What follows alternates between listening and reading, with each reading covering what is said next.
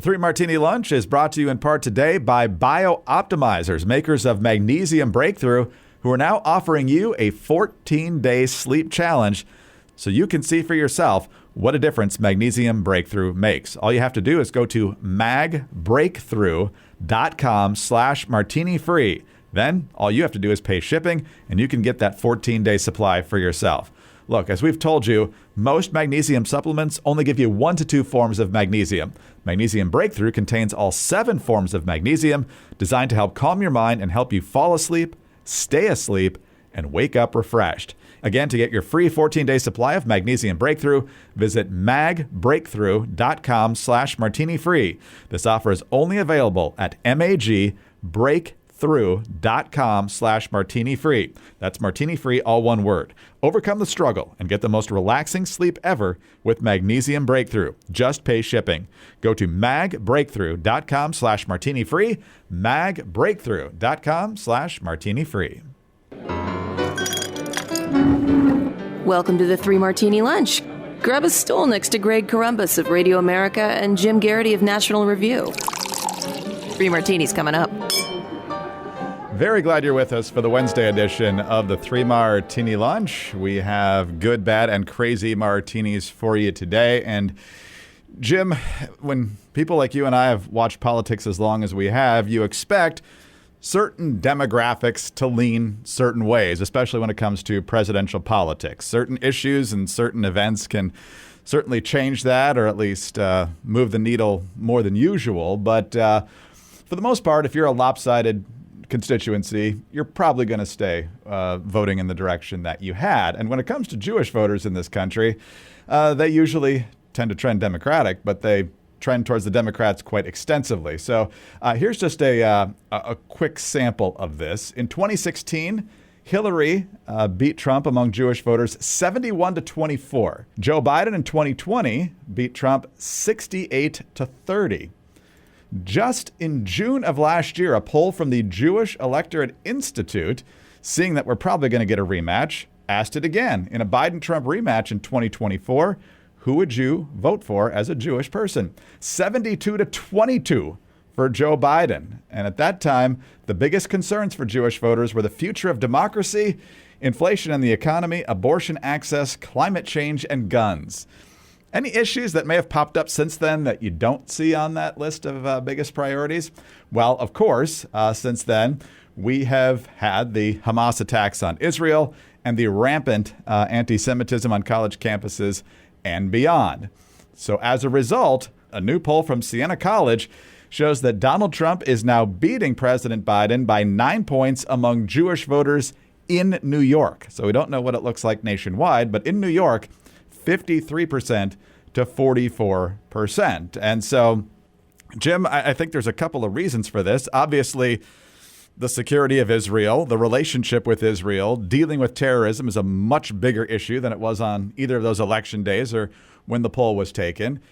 And Joe Biden, who immediately after the attack says, we're with Israel all the way. Once he started getting blowback from young voters and others, he's been trying to keep a foot in both camps now over the last few months. And he seems to be speaking out more harshly against Israel a lot about the military campaign as opposed to Hamas. And so he's trying to have it both ways, and it's not working with either side. Yes, Phil Klein wrote about this, and since he's written about it, I've seen some objections, and the objections aren't crazy, but I don't think they undermine the broader point here. You want to say it's a small sample? Okay. Only 8% of the total sample from Siena is identified as Jewish. But that's actually about what you'd expect in a sample of New York voters. And it's, could you over extrapolate from the respondents of 8% of, 806 registered voters? Yeah, okay. You can overinterpret it. But it's, I think, with the numbers we're seeing here of Trump actually not just being close, but actually leading 53% to 44%. That's the sort of thing we should sit up and take notice. And because this demographic has traditionally been Democratic, and it's not just Jews, it's New York Jews.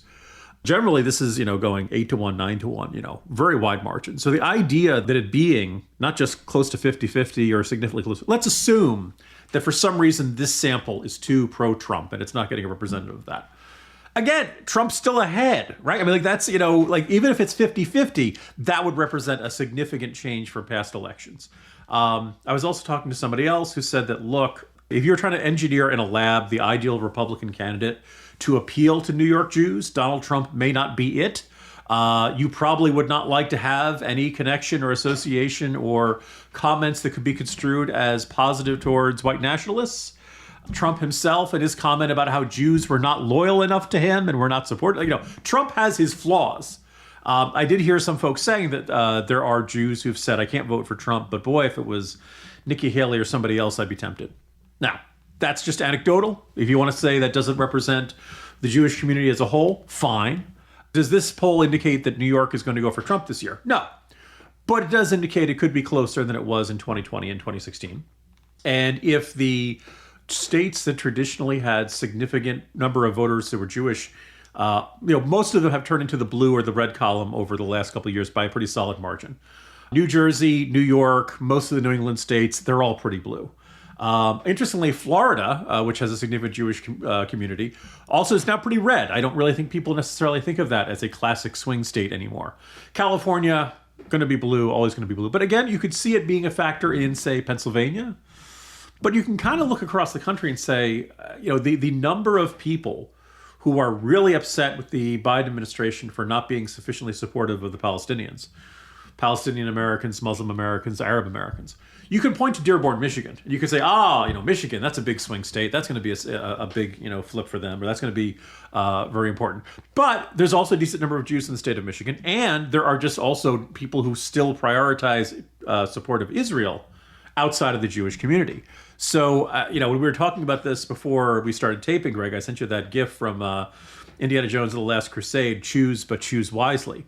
If you think you can placate or win over these angry young progressive activists who are, if not explicitly pro-Hamas, I'd argue they're functionally pro-Hamas, but they're, let's just say, vehemently anti-Israel, spitting hot fire and mad as hell over Bibi Netanyahu.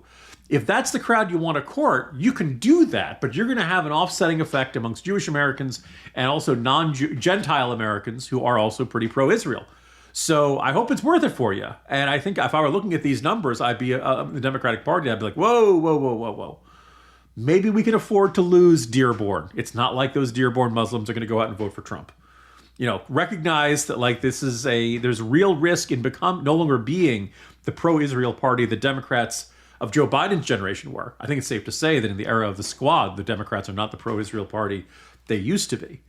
But if they come out and embrace the identity as the not pro-Israel party, then they're going to lose votes, and they deserve to lose votes. All right, let's talk about 4Patriots. And you need to go to 4patriots.com/martini right now to find all the great deals. And we talk about this one a lot, the free solar panel you can get with the purchase of the Patriot Power Generator 2000X. And beyond all the great features, the best thing that the Patriot Power Generator 2000X provides is peace of mind. You don't know when that power is going out, but you can be ready. The new solar generator is worth its weight in gold because it has double the capacity and is expandable so you can run the big appliances. Comes with 12 outlets, including 4 AC, plus 2 USB-C outlets that can charge your phone 20 times faster than a regular plug. Also, get some last chance items there at 4patriots.com/martini. The Patriot Pure line with the UV phone sanitizer, UV wand, sanitation solution machine, and the disinfecting power bank. Visit 4patriots.com/martini to get your Patriot Power Generator 2000X with free solar panel included. Plus, get free shipping on orders over $97. Save more and get peace of mind now by going to the number 4patriots.com/martini. That's 4patriots.com/martini. All right, Jim, on to our bad martini now. And for this, we focus primarily on your work today in the Morning Jolt. Folks may remember our good martini. Was it a good? Oh, probably a crazy martini from the day after the Super Bowl, after Biden's painfully awkward old man interview about shrinkflation, where he was rambling on about not as many chips in the bag and so forth. And it's true. Companies know that everybody's dealing with inflation. And so what they're doing is giving you less product for the price you were paying before. The alternative is to give you the same amount of product for a much higher price. And food in particular, as you point out in the Jolt today, things are not getting better. They're continuing to increase at a relatively rapid pace. And you highlight a section in the Wall Street Journal, which first of all begins with an excellent focal point on pop culture some 33 years ago, where it says, the last time Americans spent this much of their money on food, George H.W. Bush was in office, Terminator 2 Judgment Day was in theaters, and CNC Music Factory was rocking the Billboard charts. Everybody dance now. Okay, eating continues to cost more. Anyway. Well, it was a better days, America, and it's not just because Greg and I were teenagers then. Exactly. Eating continues to cost more even as overall inflation has eased from the blistering pace consumers endured throughout much of 2022 and 2023. Prices at restaurants and other eateries were up 5.1% last month compared with January 2023, while grocery costs increased 1.2%. And as you point out later on in the Jolt, that's in addition to significantly higher jumps, of course, when inflation was really, really hot in the first couple of years of this administration. So despite the fact that they want to gaslight us on this, it's probably not going to get better anytime soon.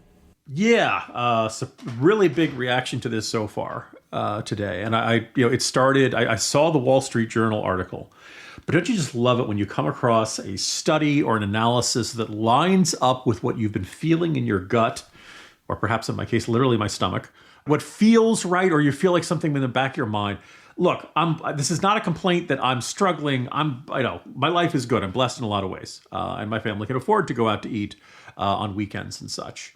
But it just feels like both when I do I don't do the primary grocery run for our house. I do the mid to late week, we're short on this run to Trader Joe's, which happens pretty much every Wednesday, Thursday, or Friday. And so I go and I get this. So I'm always buying the same couple of things and, maybe a little bit of variance.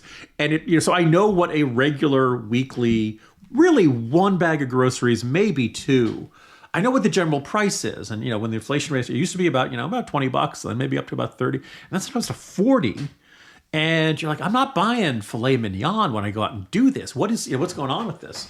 And also when you go out to dinner on weekends, you're like, wow, you go to the average place, oh, boy, that's a little more than I expected. You go to the nice place, holy smokes, did we get the surf and turf? No, and just kind of this sense that I know the consumer price index is not as high as it used to be. I don't expect prices to go down. A lot of people seem to expect, I have this, when I was describing this, that I had this unrealistic expectation.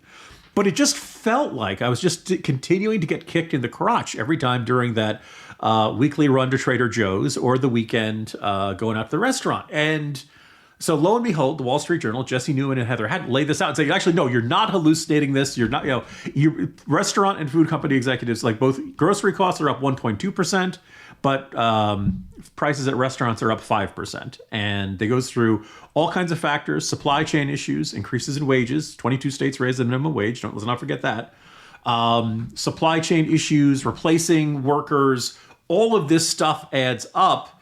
And as they say, the share of what you're spending on food is back up to what it was in the early 1990s. And as awesome as the music was, that was not one of the better part of our lives. And so it just is like, wait a second. Like the Biden administration keeps patting itself on the back and saying that inflation is largely beaten. But if you feel like you're always seeing it when you go to the grocery store or to the restaurants, then no, it doesn't feel like. No wonder people still feel like the economy's in lousy shape. No wonder they're still saying inflation is the highest concern and the preeminent issue in their minds. And, the shrinkflation argument that Biden put out there in the White House theater, as Dominique Pino points out, when a company has to cost more for them to produce and ship and get the product to you, they can do one of two things. They can raise the price of it, or they can keep the price the same, but give you less. And that's what shrinkflation is. And we're all annoyed by it. But Dominique Pino observes, and he lays out in pretty good detail, this is because we dumped a couple $1 trillion into our economy as it was recovering. This is, don't blame the companies for their reaction to the value of your money being less. And then finally, the second point that I came into this in today's Jolt, because I was just talking to somebody, and they hadn't gotten a raise in a couple of years, and they're frustrated. They're thinking about leaving their job. Understand? They're like, and I was like, look, if you're making the same salary as you were before the pandemic, you're actually taking a major pay cut because the purchasing power of your dollar has dropped significantly since 2019.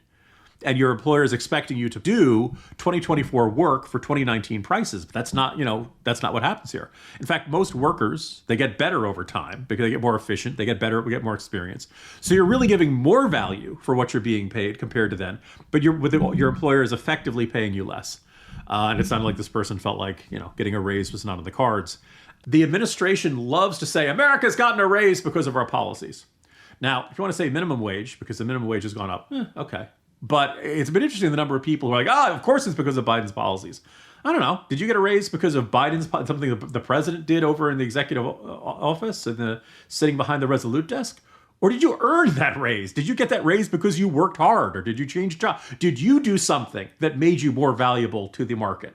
Or did Joe Biden do something to help you out? And it just is, you look at that and then you look at the way Biden talks about it whenever he talks about economic problems. It's because of global factors and it's because of the supply chains. And, these greedy companies. It's everybody's fault except his. It's everybody's fault except the fact that he decided to spend a couple $1 trillion as soon as he got into office. And that is the mentality at work with Joe Biden. Everything is always somebody else's fault, but everything good that happens in your life, hey, you should be thanking him for it. Yes, exactly right. I mean, you can look at the metrics and you can also just go by everyday experience. And I think both are illustrative. And we've talked about this a lot, where in the first couple of years of this administration, year-over-year inflation was the worst in 40 years. Now, year-over-year, still higher than it should be, somewhere in the between 3 and 3.5% usually month over month. Overall, we're still paying that extra money that inflation kicked in over those first few years. And it was in response to one of your tweets this morning about the jolt that one of our regular listeners, Nick Sayer, says inflation can be 0 tomorrow, but the fact that it was 8% last year does not just go away.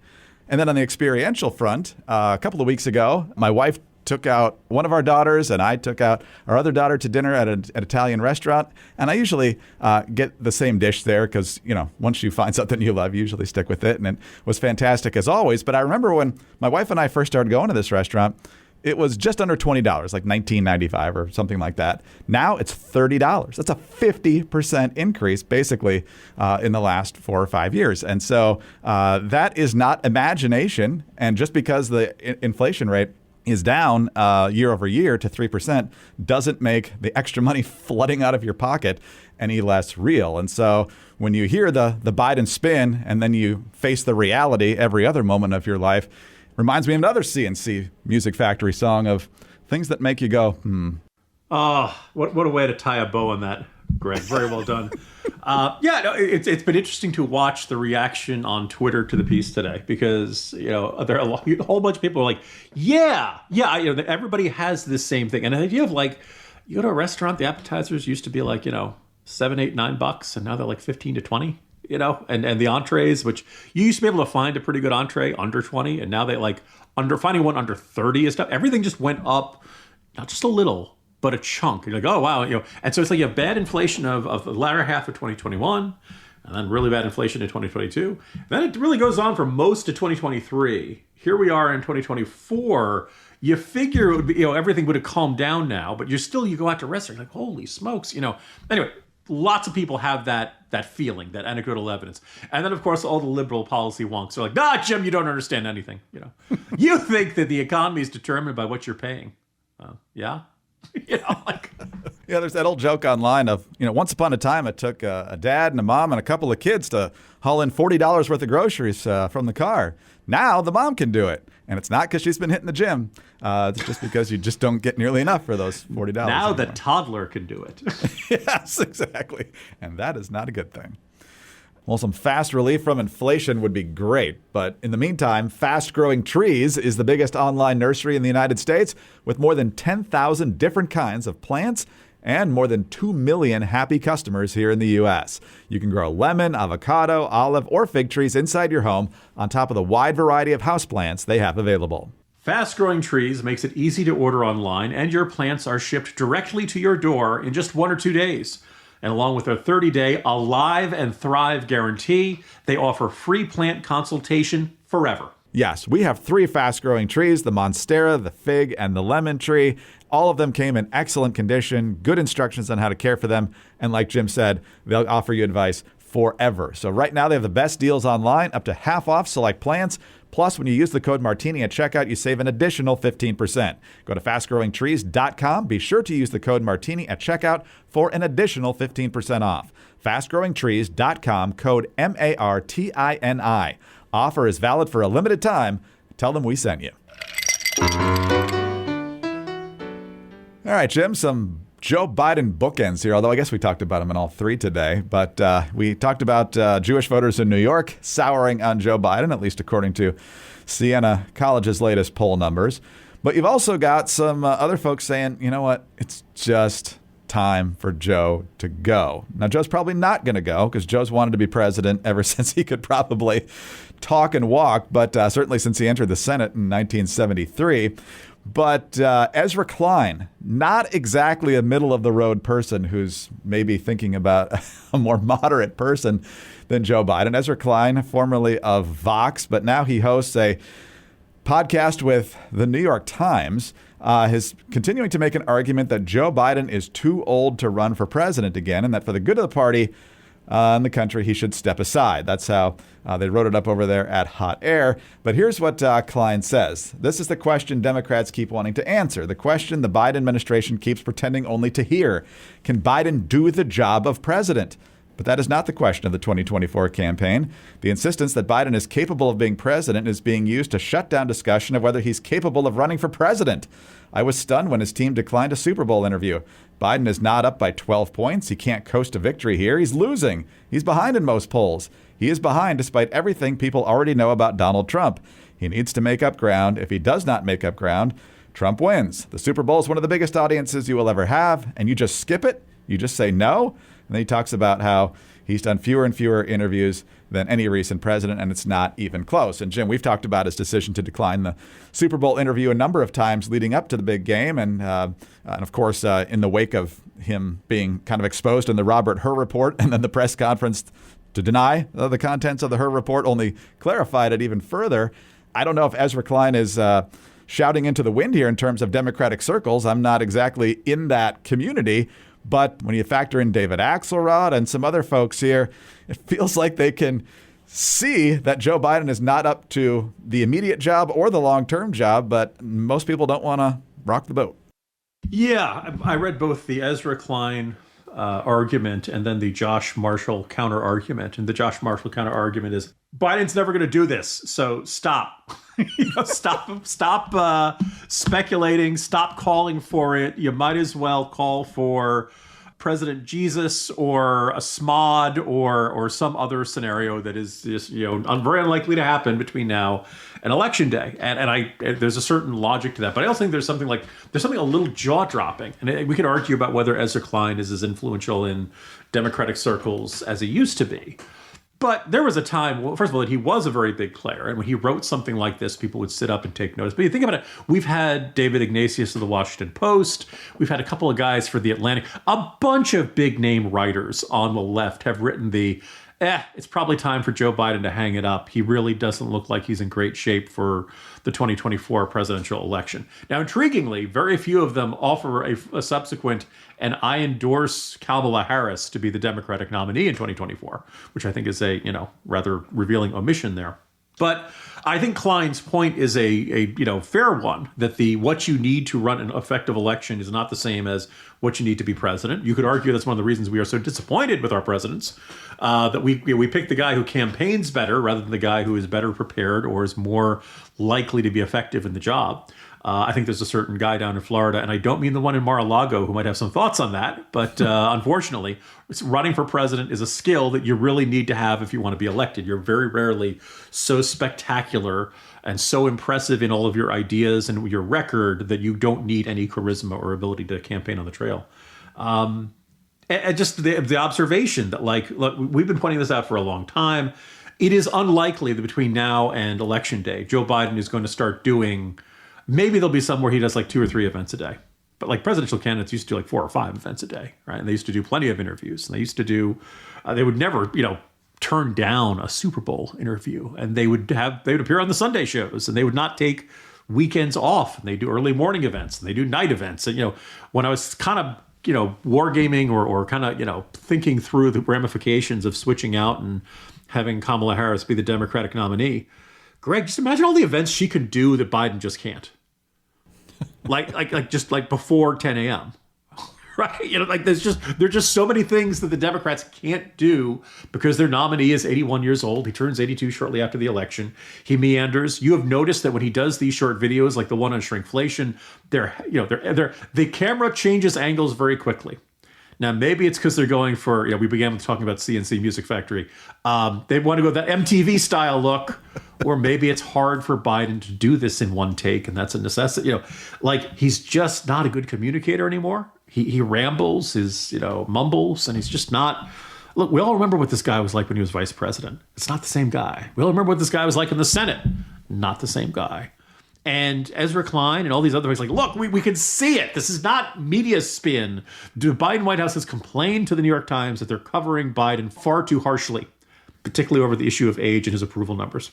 I guess the plan is just wind their way to better coverage. And also it's the New York Times. Right? You think they're too tough on you? What are they supposed to do? Just pretend they don't see a low approval rating? Just pretend the president's not 81? Sorry, that's not the way it works around here. So they don't have a better plan. They don't have a really good way other than to try to shame people that there's something wrong with you for recognizing that the president is old, he's unpopular, prices are high, and you should, it's rude of you to notice any of these things. Well, sorry, folks, that's not the way any of this presidential election process works. That is true, and it should be that way. If Biden is not dumped from the ticket and we get to the fall, I wouldn't be surprised if the New York Times largely ignored that fact as they went head-to-head down the stretch. Biden put out another video last night. I can't even remember what it was on, but Tim Carney counted the edits before I could get to it. It was 29 over 2 minutes. So, again, he's looking at about a 3 to 4 second rate of edits needed, which was pretty much the same on shrinkflation.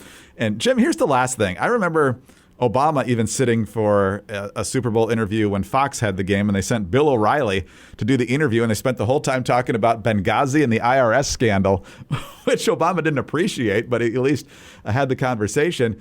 This was on CBS. Who at CBS do you think is going to go in there and be like all Mike Wallace in his face about many legitimate issues? It probably would have been an extreme softball interview. Was Norah O'Donnell, one of the 60 Minutes people, or anybody else? Yeah, but Biden doesn't do a lot of sit-down interviews much anymore. But when he does, he's done a bunch with 60 Minutes, right? So that's actually one of his preferred venues. And the other thing is that I'd have to go back and check the coverage of it. But if I remember correctly, you can point to Newt Gingrich slamming a CNN moderator during the first, Republican debate down in I think it was 2012. Sometimes it's good to get a little combative with your interviewee. Not all you can be prickly and defensive, and Biden isn't particularly good at this. But I remember sometimes they like seeing, think about how, conservatives love seeing DeSantis go after the media there. I imagine Obama's fans liked seeing him going on Bill O'Reilly's program. And think about how Pete Buttigieg, or even for that matter, Gavin Newsom, they get some credit for going on Fox News. Your side wants to see you go out and forthrightly defend your record, forthrightly defend your values and your decision. This kind of goes with the job, right? What is this plan to And I kind of wonder if early on, probably the most infamous interview that Biden, I mean, there are a couple of them. I don't think I'm ever going to forget him telling Jimmy Kimmel, look at all the interracial couples you see in commercials these days. Which I should point out was not him objecting, but it was just kind of, this is the thing, the question had nothing to do with that. And you just kind of are at a stage where things pop into Biden's head and he just blurts them out. But I think the one that had left the biggest mark was Stephanopoulos. That was 4 or 5 days ago, man. Right as Afghanistan was hitting the fan. And kind of this sense that the president can't do this anymore. He really can't go out and give a high stakes interview. If George Stephanopoulos trips up a Democratic president, that's a sign that Democratic president is in really tough shape. That's also the interview where he said if any Americans were left at the deadline, they'd stay to get him out. Anyway, Jim, on that note, we'll see what is in store for us tomorrow. Talk to you then. See you tomorrow, Greg. Jim Garrity, National Review. I'm Greg Corombos of Radio America. Thanks for being with us today. Do subscribe to our podcast if you don't already, and tell your friends about us as well. Thanks also for your 5-star ratings and your kind reviews. Please keep those coming. Get us on your home devices. All you have to say is play 3 Martini Lunch Podcast. Follow us both on X. He's at Jim Garrity. I'm at Dateline_DC. Have a terrific What day is it today? Have a terrific Wednesday and join us again on Thursday for the next 3 Martini Lunch.